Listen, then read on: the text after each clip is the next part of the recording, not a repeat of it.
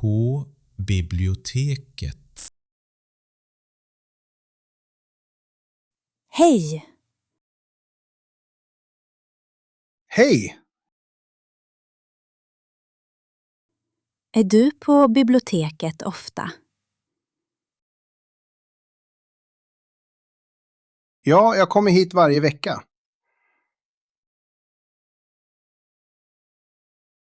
Vad brukar du läsa? Jag brukar läsa böcker om historia.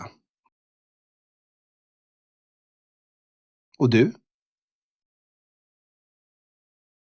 Jag gillar att läsa romaner och tidningar. Läser du på svenska?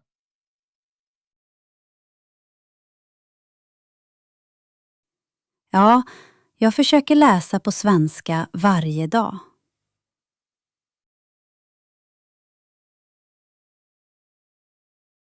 Det är bra för språket.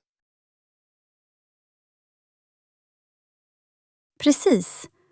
Jag lär mig många nya ord.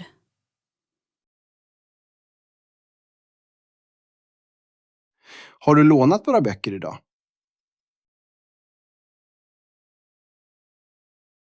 Ja, 2 böcker. Vilka böcker har du lånat?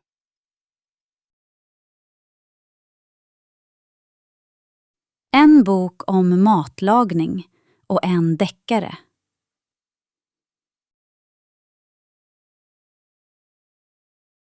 Spännande. Vad ska du låna? Jag ska låna en bok om Sverige.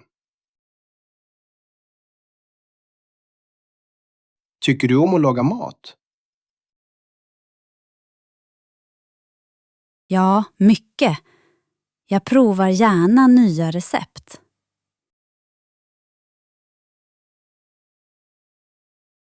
Det låter roligt.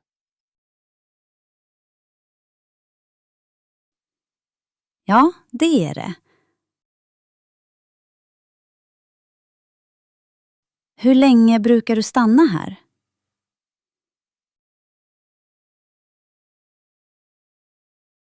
Ungefär en timme.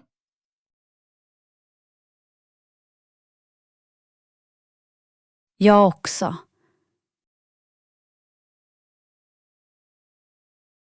Då kanske vi ses här igen. Ja, det hoppas jag.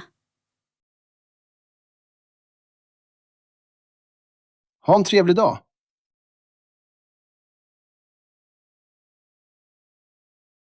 Detsamma. Hej då!